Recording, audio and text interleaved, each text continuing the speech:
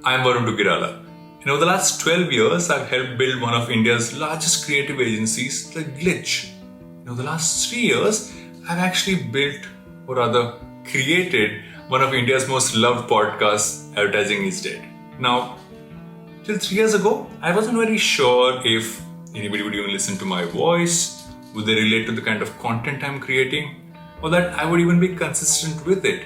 But what I've actually learned is that if you focus on creating content with an authentic mindset, you end up building an authentic audience. And that's what I've been able to do. I've been able to build a large audience for my podcast. I've been able to show up on those charts across podcasting platforms from time to time, even win an award to be one of the best podcasts in 2020 from one of the platforms. Now, I've done all of those, but what I love the most is the fact that my audience is authentic.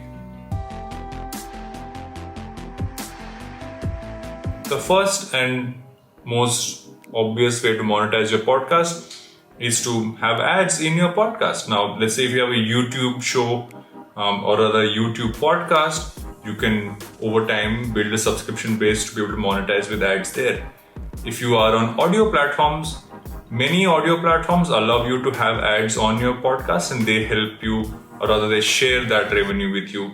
You can also work with a few other platforms who are generally available, and that number is growing right now in India especially, who will almost take you as one of the podcasts on their roster and help you monetize it for a share of what that money is. And another way to kind of do it is affiliate marketing. Let's say you're speaking about a product and you're leaving links to it in the show bio, then people are clicking on that, and if they purchase using your link, you get a share of that.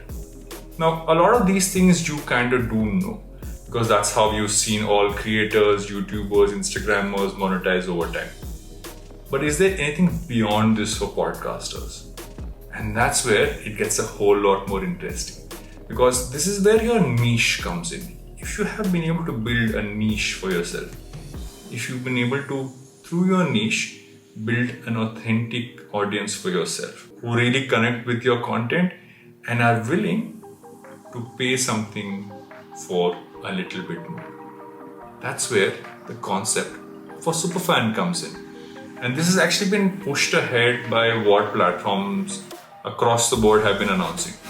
A lot of platforms are announcing a way for you to add a paid subscription model to your podcast. What do you add there? If you look at some of the examples of what people are putting behind it, is the fact that, let's say you put out 4 episodes in a month.